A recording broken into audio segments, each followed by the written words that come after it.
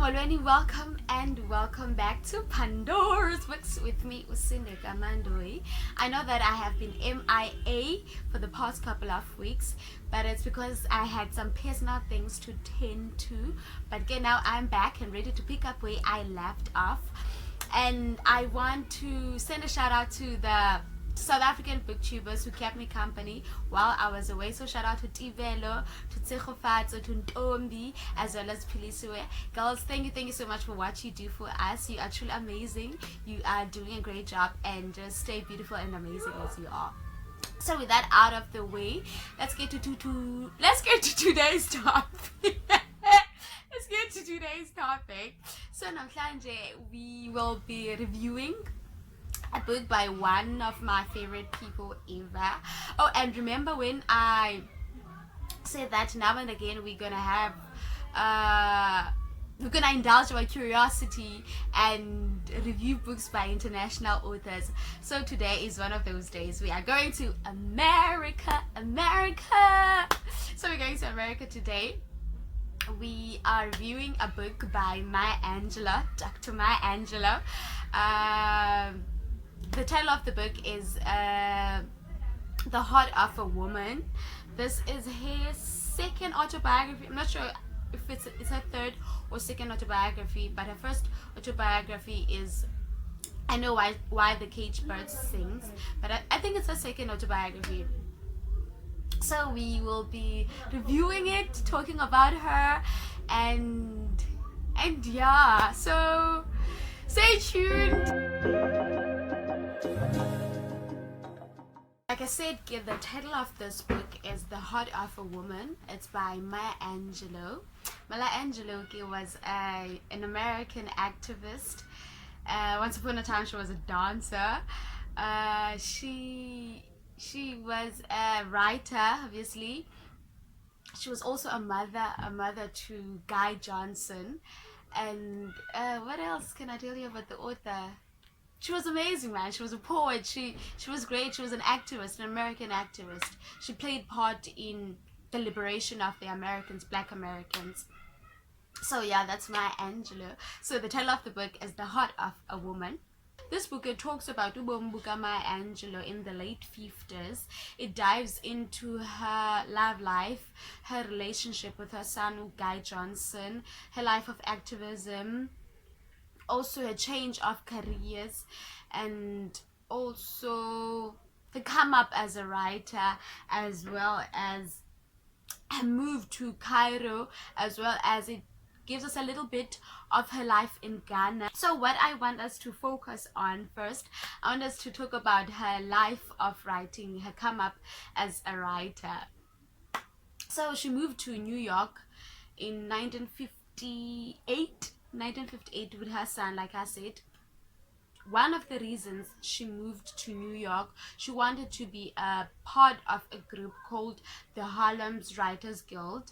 That group was a part of writers, from people who write poetry, from people who write short stories, as well as novels. So a friend actually suggested that she must move to Harlem and also join the group. So that's one of the reasons she moved to New York with Guy. In the book, she takes us to her first reading of her first ever play for the Harlem Writers Club, and she tells us how she was so nervous.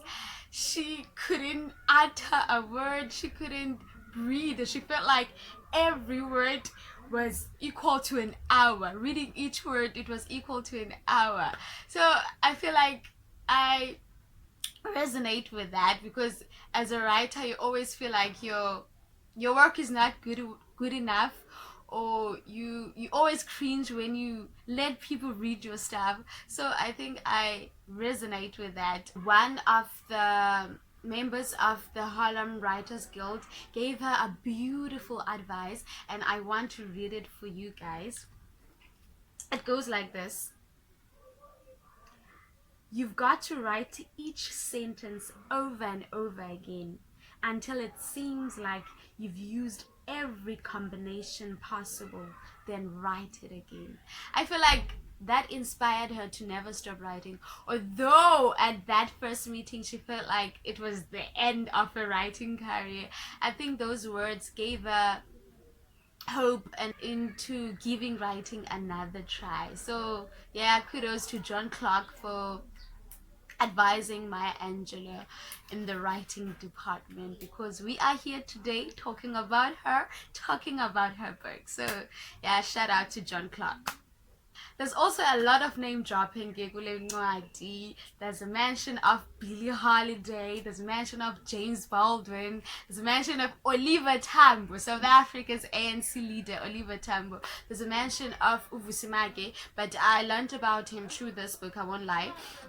There's also a mention of Malcolm X, and also a mention of Martin Luther King.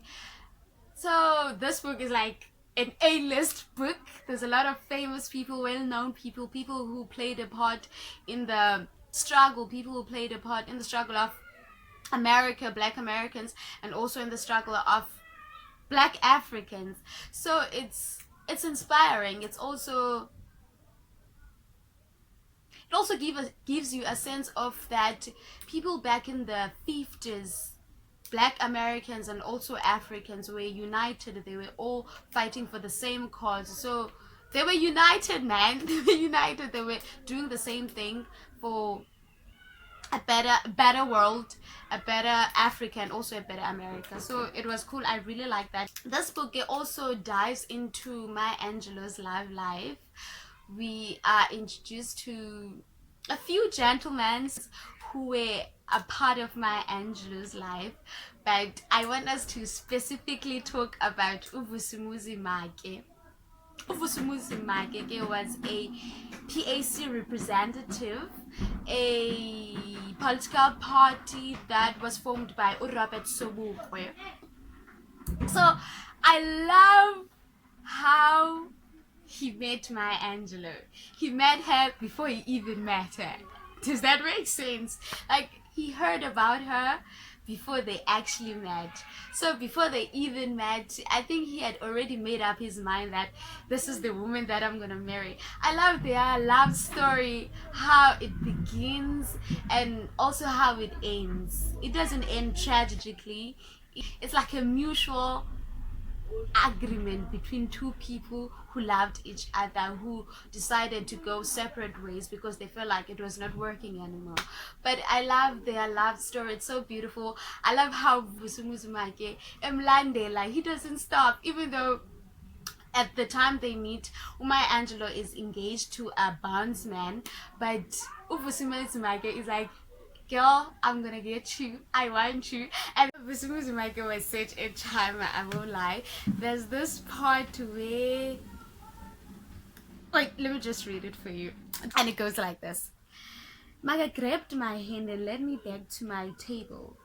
He pulled out my chair, and after I sat, he leaned to me and whispered, listen, I owe it to our people to save you. When you see your bloody fiancé, tell him that I'm after you, and that with me every day is Saturday night, and I'm black and dangerous. What? Who says that though? This is like something out of a fiction movie or a fiction book. Like, who says that? It's so beautiful. It's so beautiful and wrong at the same time, because Maya Angelou was engaged at this time to the bondsman. So it's like, no, don't do this, don't do this.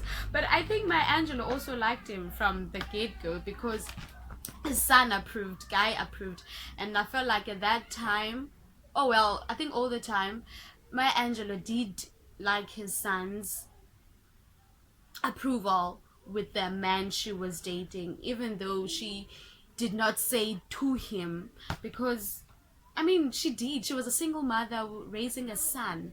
I think she did, man. I think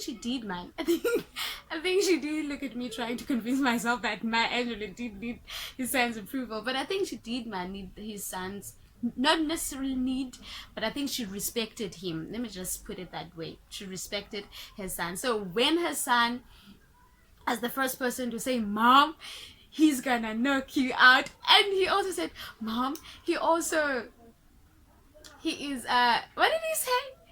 But something about he said, Mom, he speaks the, you know, Miriam Makeba, the click song. He speaks that language. I found that funny. It was super funny that they say Isukhosa is a click song, but I understood what he was trying to say. But yeah, that's cool.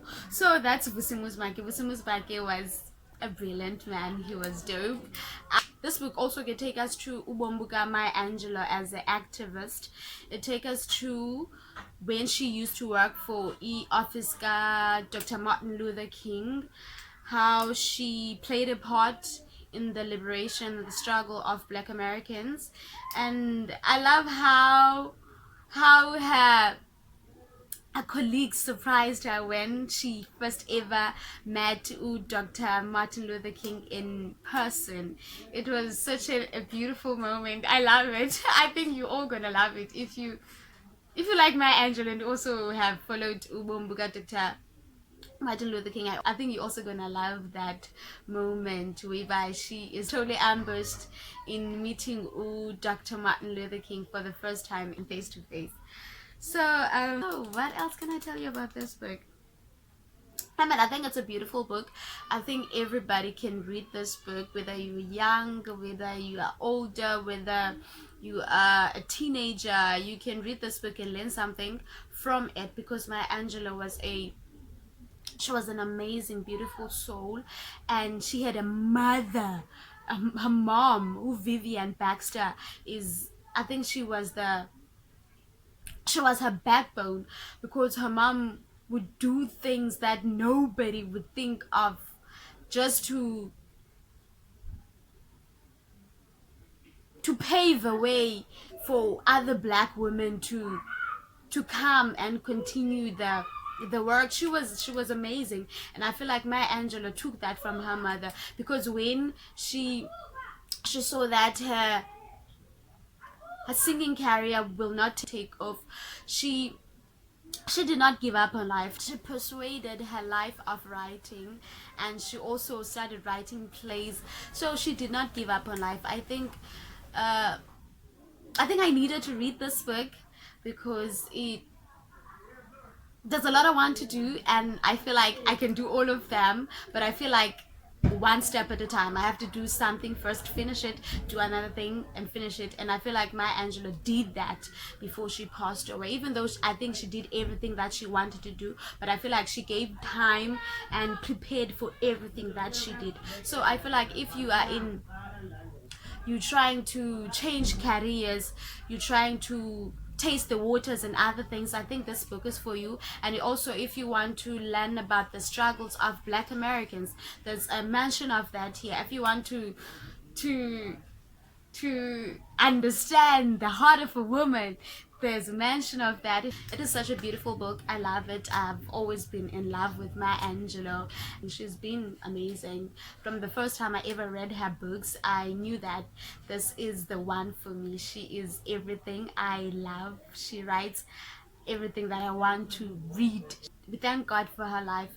Thank God that she was here with us, and she left this legacy for us to read and for us to pass on to the people who come after us. So yeah, you can read this book and love it. Uyithande, uyishare nabanye abantu. So yeah, I think that's it for today. The name of the book, don't forget the title of the book, The Heart of a Woman. She truly gave us her heart in this book. So that's it for today. So until next time, be safe, be kind, spread love. Bye bye. Peace be still.